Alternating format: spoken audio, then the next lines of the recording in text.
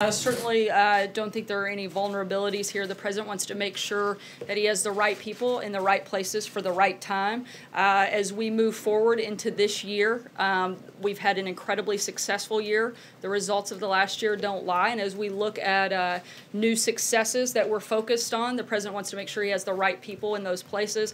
For instance, like Director Pompeo and Deputy Director Gina Haspel that he's nominated to lead the CIA. The president has a large number of individuals that are working hard to make sure that the VA is helping veterans at the best level possible. We're continuing to review if there are anything that we can do to improve on that system, and as we make changes, we'll let you know.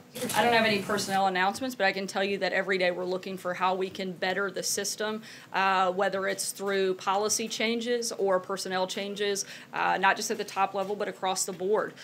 We've already made a number of changes within the personnel and made sure that we're looking at how we can best serve our nation's veterans. As you move through an administration, you have different priorities that you're focused on and different people that are going to lead those efforts and lead those priorities.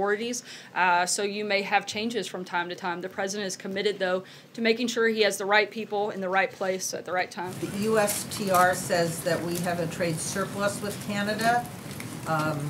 The president says we don't. How do you reconcile those two things? Well, for one, they're not taking into account some of the additional things like energy and timber that wouldn't be included in those numbers. And once you include those, it shows that there actually is a deficit. Well, the president was accurate because there is a trade deficit, and that was the point he was making, is that he didn't have to look at the specific figures because he knew that there was a trade deficit, whether they got down into the dollar amount or not. There is a trade deficit between the two countries.